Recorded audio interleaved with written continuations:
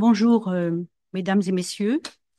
Je tiens tout d'abord à remercier Anna Frakiewicz, la présidente, et le bureau de la SF2M pour m'avoir confié cette tâche difficile mais passionnante de résumer le riche passé des matériaux en France depuis 1945.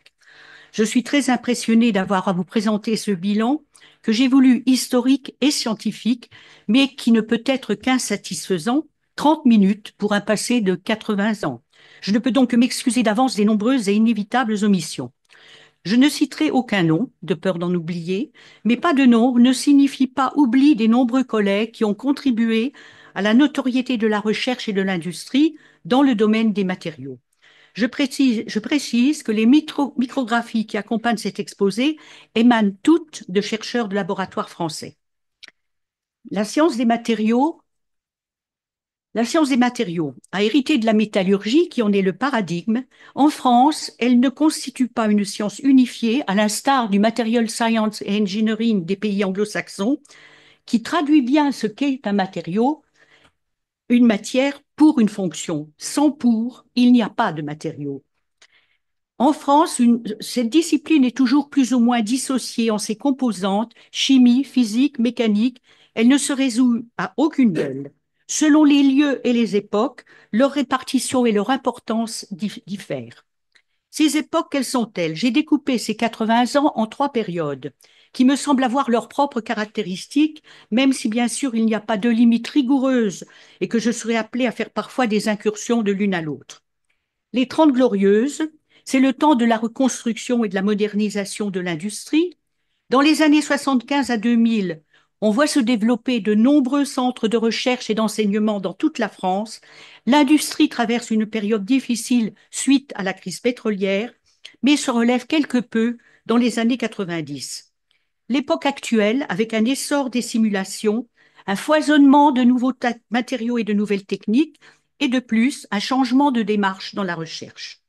Je m'intéresserai plus ou moins selon les périodes à la recherche, à l'enseignement et à l'industrie des matériaux. Au début de l'année 45, jusqu'aux années 60-70, c'est la chimie qui domine, avec un primat de l'expérience sur la théorie. Les recherches sont essentiellement en métallurgie.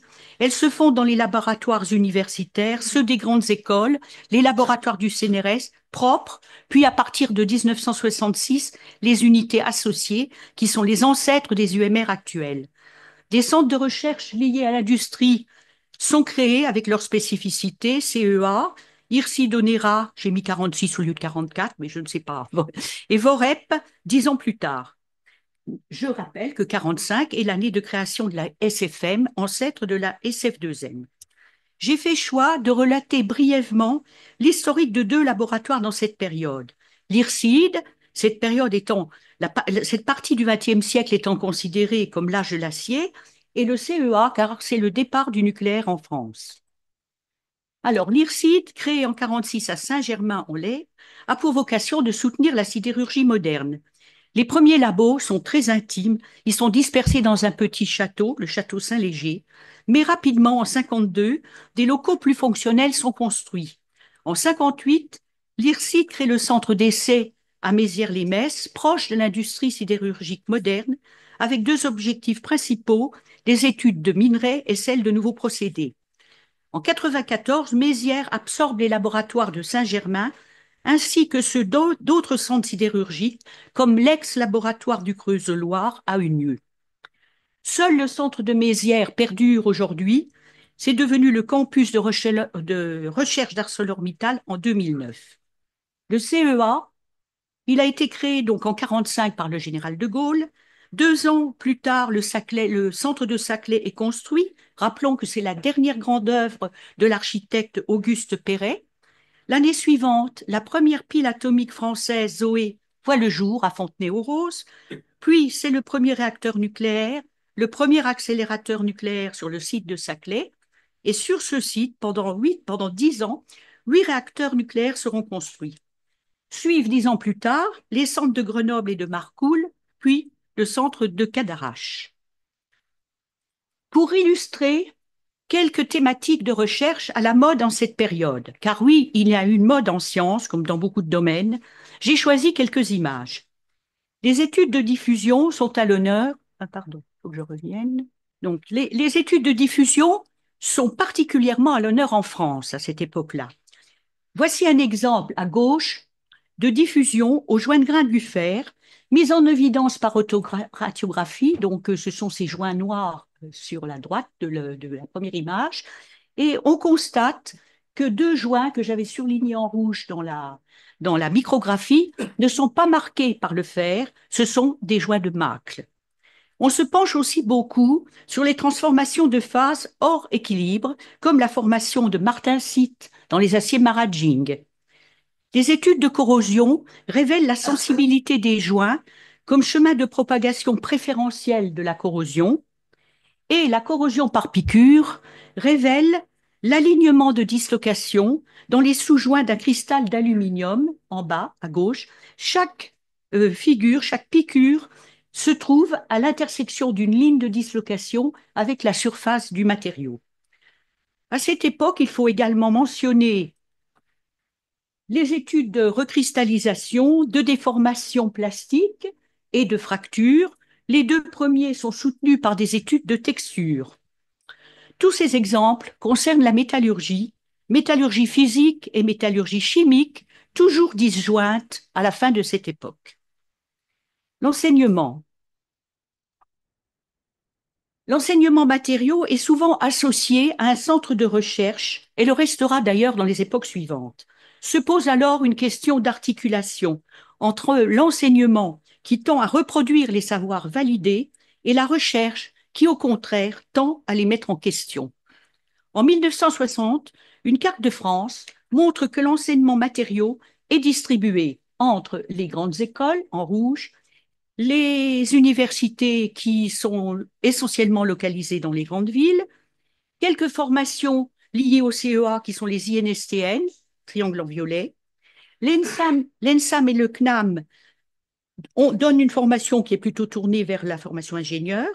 Je n'oublie pas les universités francophones, le PFL en Suisse et les universités wallonnes.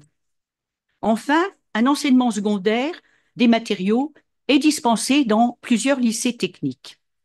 Cette carte des enseignements supérieurs devra être totalement revisitée en 1990, ou à partir, disons, de 90, lorsque l'État favorise un réseau d'antennes délocalisées des grandes universités dans les villes moyennes, repérées par des étoiles.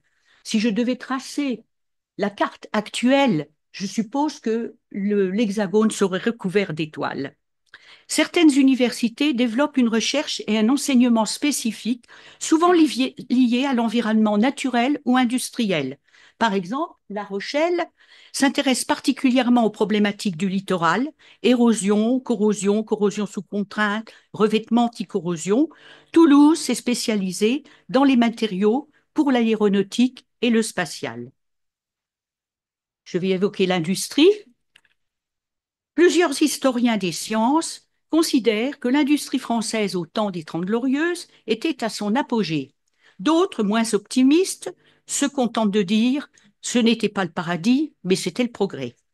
Dans ces années, les principales grandes industries dans le domaine des métaux sont alors l'Orenesco, qui deviendra Usinor, Péchinet, Ugine et Tréfi Métaux et le CEA.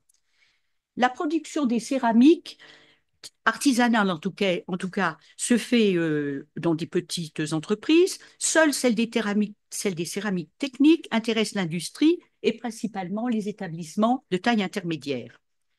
L'industrie du verre est dominée par Saint-Gobain, qui, rappelons-le, est la doyenne des industries françaises, créée en 1664 par Colbert. L'industrie des polymères est divisée entre celle des élastomères, dominée par Michelin, et la plasturgie. Le milieu du XXe siècle est en effet l'ère du plastique, matière qui a enthousiasmé Roland Barthes, qui l'a définie comme une matière miraculeuse et une substance alchimique. Ces termes élogieux du grand sémiologue nous apparaissent aujourd'hui non seulement erronés, mais choquants. Dans cette période, quelle que soit l'industrie ou le laboratoire, le paternalisme prévaut. Patron, ingénieur, ouvrier d'un côté, directeur et chercheur de l'autre, tous doivent former des familles. Cette période étant probablement la moins connue par la majorité d'entre vous, je vais m'intéresser d'un peu plus près à l'historique de quelques industries au cours de ces années. Tout d'abord, la sidérurgie. La fusion des aciéries de Longwy avec deux sociétés de l'Est forme la société Lorenesco, avec 15 000 employés. Lorenesco est absorbée par Usinor. La Lorraine produit alors 2 tiers de l'acier français. 20 ans plus tard, ce chiffre sera divisé par 2. Dans les années 70, c'est le déclin, la sidérurgie lorraine. Mais parallèlement, le site de Dunkerque se développe, son port permettant l'apport de minerais. En 1970, le plus grand haut fourneau de Dunkerque produit 10 000 tonnes d'acier par jour contre 4 000 à Longwy. Dunkerque prend aussi un pari stratégique futuriste en produisant de l'acier à oxygène pur, procédé qui permet d'employer 3 fois moins de main-d'œuvre. Mais ne restons pas pessimistes, nous allons voir que la sidérurgie va rompre avec cette logique du déclin. Pour les autres industries, Péchinet, le groupe chimique AFG, Alès, Froch, Camargue, se rebaptise Péchinet.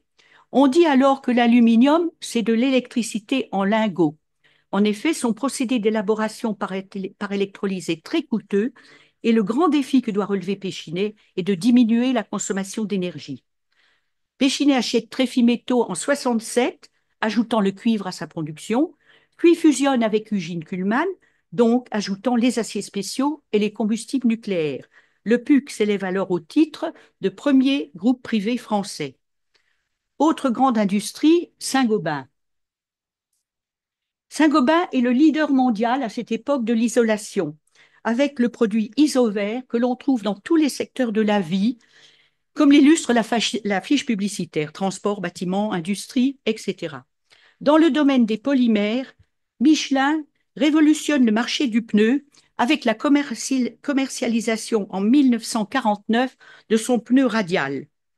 Ensuite, Michelin ouvre plusieurs usines sur tous les continents, dont la première au Canada en 1971, pardon, et accède à la fin des 30 Glorieuses au premier rang mondial dans le pneumatique. Je passe maintenant à la période suivante qui couvre le dernier quart du XXe siècle.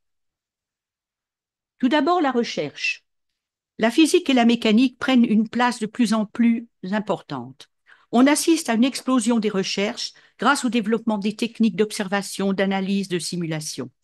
Quelques domaines sont privilégiés: l'énergie solaire, le stockage de l'hydrogène et les piles à combustible. En plus des matériaux traditionnels, on s'intéresse à de nouveaux solides, moins ordonnés, moins denses, comme cette éponge de carbure de silicium, élaborés avec des formes plus variées, pas nécessairement tridimensionnelles, comme ces fibres de verre, et des dimensions de plus en plus petites. Et surtout, c'est le début des synthèses à basse température, regroupées autour des années 80 sous l'appellation chimie douce. En 1982, le CNRS crée le programme interdisciplinaire PIRMAT, donc sur les matériaux, qui durera 12 ans. Et enfin, je rappelle que c'est l'année où la SFM s'ouvre à tous les matériaux pour devenir la SF2M. Au cours de cette période, donc, le nombre de matériaux à l'étude explose. Parmi tous ces matériaux, j'ai distingué ceux pour lesquels des laboratoires français se sont fait une renommée. Les matériaux supraconducteurs, les laboratoires sont inscrits en noir en dessous, les alliages à mémoire de forme, la matière molle, nom qui a été inventé au laboratoire de physique de solides à Orsay en 70, et enfin les quasi-cristaux. J'ai souhaité préciser les recherches dans 2 types de matériaux que je n'ai pas cités pour le moment, pour mettre en exergue une découverte importante, qu'il me semble, de cette période, qui est le rôle fondamental des interfaces dans les propriétés. Alors tout d'abord, à gauche, les semi-conducteurs. Les puces électroniques utilisent les propriétés semi-conductrices de silicium monocristallin, pourquoi pas polycristallin, ce qui serait moins coûteux. Il était logique d'appliquer les joints de grains comme responsables de ces problèmes. Des bicristaux de silicium contenant des joints de microstructures différentes observés en microscopie haute résolution font l'objet de tests de conductivité. On constate qu'un joint spécial présentant une périodicité comme celui que vous observez à droite, là, ne voit pas sa conductivité fortement diminuée par rapport au monocristal et contrairement à l'effet d'un joint désordonné. Ce sont donc les joints de grains non ordonnés, dits généraux, souvent majoritaires dans un polycristal, qui sont responsables de la limitation de sa conduction. Autre exemple, dans les superalliages, des interfaces entre les précipités de phase gamma prime en blanc dans les micrographies de gauche et les couloirs de phase gamma constituent des barrières efficaces au cisaillement des précipités par les dislocations, ce qui explique la résistance à la déformation de ces alliages. Des vidéos réalisées en microscopie électronique in situ révèlent le mouvement des dislocations. On voit ici, à droite, donc en haut, un extrait d'une vidéo et sa schématisation en dessous. On constate que les dislocations, ces lignes courtes dans les couloirs blancs là à droite, se déplacent dans le couloir, par exemple C3, et ne traversent pas les précipités D et G de part et d'autre. Conjointement à l'explosion des matériaux, on assiste également à un foisonnement des recherches, de nouvelles techniques. Leurs prototypes existaient auparavant, mais leur marché vers les laboratoires, vers les entreprises, démarre vraiment au-delà de 70. J'ai regroupé les techniques des années fin 20e et début 21e, et j'ai mis en avant quelques laboratoires pionniers dans ces techniques. À la microscopie électronique conventionnelle et haute résolution s'ajoute la microscopie in situ, qui permet de suivre les mécanismes des changements de phase et ceux de déformation plastique, comme on vient de le voir pour les superalliages. La microscopie haute tension, qui autorise l'observation d'échantillons plus épais, donc plus proches de l'état massif que les lames minces traditionnelles. Et enfin, les microscopes s'équipent de dispositifs de micro et de nano-analyse. Concernant le balayage, qui avait été commercialisé en 1965, plusieurs techniques se développent avec plusieurs modes d'imagerie suivant les particules analysées, électrons secondaires, électrons rétrodiffusés et, plus connus, les diffractions d'électrons rétrodiffusés, EBSD, qui permettent de déterminer l'orientation des cristaux. On peut aussi signaler l'imagerie en courant d'échantillons qui permet de repérer les défauts d'un réseau cristallin. La combinaison de la transmission et du balayage donne un mode très très puissant d'information, en particulier lorsqu'on lui greffe un dispositif analytique tel que la spectroscopie des pertes d'énergie développée au LPS à Orsay. Plus récemment, des résultats ont été obtenus en greffant au STEM une technique dite HAADF, détecteur angulaire champ sombre à grand angle pour le dire en français, par laquelle on obtient une image dont le contraste est lié au numéro atomique. C'est le cas pour cette micrographie où vous voyez les atomes d'yttrium qui sont en blanc, localisés au cœur d'un défaut. Ce défaut est complexe, il combine une dislocation et une marche, et on voit très bien la marche puisqu'on voit le déplacement des plans du joint en hauteur là sur la micrographie. Ces observations seront à relier au rôle bénéfique de l'yttrium dans le fluage de l'alumine. Toujours dans l'expérience, les micrographies à sonde locale se multiplient, permettant de cartographier le relief, mais pas seulement, d'autres grandeurs physiques. On voit aussi un grand développement des techniques de spectroscopie, devenues essentielles pour étudier les nanostructures. Et enfin, la sonde atomique, donc l'image du bas, qui permet de localiser et d'identifier chimiquement les atomes. C'est le cas ici pour la ségrégation de divers solutés dans un joint de grains d'un superalliage. Chaque point correspond à un atome de chrome en jaune, de molybdène en orange et de bore en blanc. On constate que ces atomes sont localisés, se sont ségrégés sur le joint, ce qui n'est pas le cas pour l'aluminium en rouge à droite. Les simulations ont aussi beaucoup de succès en France, elles se développent avec succès en France. Simulations atomistiques, mésoscopiques qui comblent les écarts des échelles d'espace et de temps, et macroscopiques. Elles sont bien entendu complémentaires, elles le sont aussi avec l'expérience, une approche soutenant l'autre et réciproquement. Voici quelques exemples. À l'échelle atomistique, la structure d'un joint observé en microscopie électronique à haute résolution et se voit composée de polygones d'atomes comme A, B, qui se reproduisent de manière périodique le long du joint. On appelle ça des unités structurales. Et quelle satisfaction pour l'expérimentateur de constater que la simulation de ce même joint produit exactement la même structure et réciproquement. À l'échelle mésoscopique, c'est la multiplication et la configuration des dislocations après déformation, qui est un- une expérience, une simulation donc faite à l'ONERA. Et enfin, à l'échelle macroscopique, la configuration prédite par simulation des lignes de glissement dans chaque cristal d'un multicristal de cuivre est bien observée par l'expérience, les lignes obliques dans les cristaux B et A, par exemple. Concernant l'industrie, ce que j'oublie d'important de dire, c'est que à la fin du XXe siècle, les Français se sont fait une excellente renommée dans l'étude des relations structure-propriété. Voyons maintenant l'industrie. Suite à la crise pétrolière, on voit des prémices d'internationalisation de l'industrie française. Je vais prendre les industries à la suite. La métallurgie. La métallurgie, il y a une décroissance du pourcentage de production des métaux, pas dans l'absolu, mais parce que les céramiques, les composites, les polymères augmentent. En sidérurgie, Usinor se greffe avec Sassilor pour devenir la seconde entreprise sidérurgique mondiale, tout en maintenant 97% de sa production en France.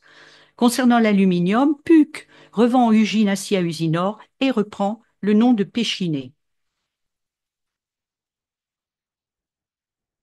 Pour le verre, il faut noter la création par Saint-Gobain d'un verre qui a été exigé par l'architecte de la pyramide de Louvre, Paye, qui répond notamment à des exigences de résistance et de couleur. Et ce verre diamanté trouvera par la suite de nombreuses applications dans les façades, la décoration et même dans les smartphones. Enfin, avec l'apparition d'un grand nombre de produits plastiques, on observe une extension de la plasturgie. Celle-ci n'est pas spécifiquement française, mais elle est proportionnelle entre les années 70 et 2000, et plus encore au-delà de 2000, ce qui est étonnant malgré la connaissance de leur nocivité et sur la santé et l'environnement. Je vais de suite brancher sur les devenirs de l'industrie au début du XXIe siècle. L'internationalisation se poursuit. Les firmes font face à trois défis majeurs: la concurrence des pays émergents, les évolutions technologiques rapides et les changements dans les modes de consommation. Elles peuvent y répondre en innovant, en jouant sur la qualité, la diversification des produits et en tenant compte des exigences sociales. Concernant la métallurgie, il y a un regroupement entre Usinor et les industries espagnoles et luxembourgeoises, donc réponse à la concurrence. Arcelor devient ArcelorMittal en 2006. La production se diversifie, automobile, construction, électroménager, emballage, réponse à la diversification. Et en 2018, ArcelorMittal devient le plus grand producteur d'acier au monde. En 2021, il crée Florange profite, le site de Florange, pardon, profite d'investissements d'ArcelorMittal, en particulier en 2021, une ligne de galvanisation, GALSA, permet la production d'acier plat de haute technicité, ce qui répond à la stratégie de qualité. Récemment, ArcelorMittal, en 2019, s'est engagé en faveur du développement durable, diminution des émissions d'ici 2030 et atteinte de l'empreinte carbone de la zéro carbone en 2050. Pour Péchinet, la fusion fonctionne également, absorption par Alcan en 2003, formation de Rio Tinto Alcan en 2007, et puis création du groupe Constellium, donc à nouveau réponse à l'exigence de la concurrence, et enfin dispersion des produits aérospatial, automobile, emballage, et pour répondre à la qualité, la mise en place d'une technologie dite airware qui correspond, dont la devise, si vous voulez, est l'obtention de matériaux combinant résistance, légèreté, durabilité et recyclabilité. C'est le cas de l'alliage aluminium cuivre lithium, dans lequel la dispersion de fines fibres d'Al2CuLi entraîne un durcissement très efficace tout en maintenant, sinon même en améliorant sa légèreté. Il est déjà mis en œuvre dans l'Airbus 350. Saint-Gobain se diversifie en 2014 en ajoutant les céramiques à ses produits, puis les mortiers, les plates, les ciments et les bétons, et veut devenir le leader mondial de la construction durable. Enfin, Michelin, qui avait déjà absorbé Kléber et Uniroyal Goodrich avant 2000, crée énormément d'usines, dont une première en Inde, et devient en 2019 le leader mondial de la fabrication de pneumatiques. 2019 est aussi une année révolutionnaire pour la firme qui dévoile la conception d'un pneu increvable car sans air, UPTIS, dont le nom est UPTIS, et dont la commercialisation devrait démarrer cette année. C'est la plus grande innovation technique depuis la découverte du pneu radial. Je n'ai fait qu'un rapide survol de l'industrie, puisque cela va être l'objet de la table ronde qui suit. Enfin, la recherche et l'enseignement. J'ai regroupé ici la recherche et l'enseignement. Quels sont les domaines dans lesquels les équipes françaises se sont distinguées plus récemment? Les matériaux hybrides, donc organiques et minéraux, élaborés par chimie douce, la matière condensée, liquide cristallin, solides amorphes, cristaux moléculaires, et les matériaux architecturés, constitués par un assemblage de matériaux et surtout avec un choix judicieux de leur géométrie, tant par leur forme que par leur dimension. Je dois noter que ces trois domaines ont fait l'objet de cours et de conférences au Collège de France. Les matériaux à gradient peuvent être intégrés dans les matériaux architecturés, les matériaux bio-inspirés. De nombreux matériaux naturels ont des propriétés remarquables. Ainsi, la nacre, qui est composée de feuillets d'aragonite en jaune d'aragonite, pardon, en blanc. Oui, oui, exactement. Donc, ce nouveau matériau, euh, qui est constitué de microplaquettes d'alumine, développé par Saint-Gobain, constitue une nacre synthétique. Sa microstructure est moins régulière que celle de la nacre naturelle, mais il est 10 fois plus tenace qu'une céramique classique, avec application dans l'énergie et le blindage.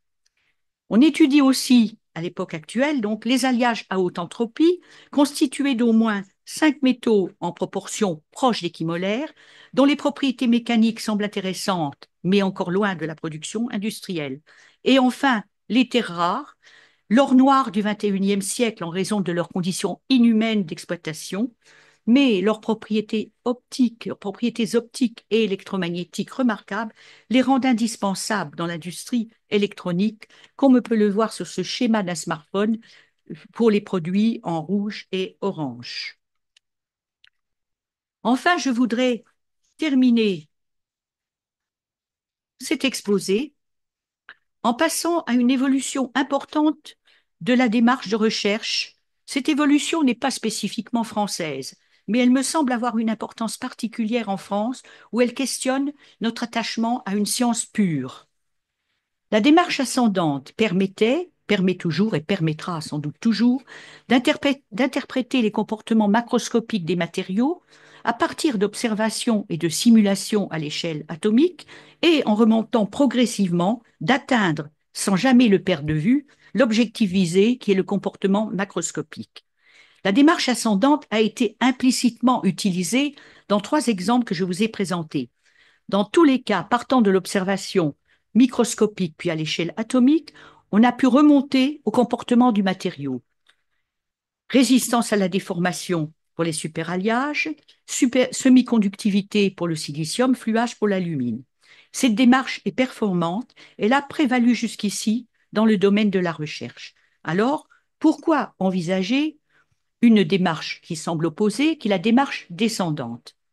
Cette démarche consiste à concevoir un produit tel qu'il est défini par exemple dans le cahier des charges, puis en s'intéressant itérativement aux détails des exigences, à le transformer pour y apporter une valeur ajoutée. Cette démarche, en fait, tente de répondre aux défis auxquels aujourd'hui industriels et chercheurs sont confrontés.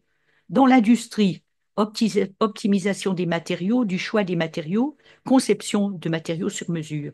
Dans la recherche, le développement durable, représenté par la stratégie des 3 R, réduire, réutiliser, recycler. Ces impératifs peuvent être contradictoires. Les résoudre de manière satisfaisante nécessite de faire appel à l'immense quantité de données structurées et stockées dans les systèmes d'information et qui ne peut que se développer avec la mise en œuvre de l'intelligence artificielle. En conclusion, donc, je dirais, est-ce que, avec cette démarche, on est toujours dans le domaine de la science des matériaux? Alors, je réponds oui pour les raisons suivantes, parce que c'est une greffe de l'ingénierie à la science des matériaux, un rapprochement entre industriels et chercheurs, et enfin un respect de la véritable définition d'un matériau, une matière pour une fonction. Et c'est sur ce pour que je terminerai mon exposé en vous remerciant de votre écoute.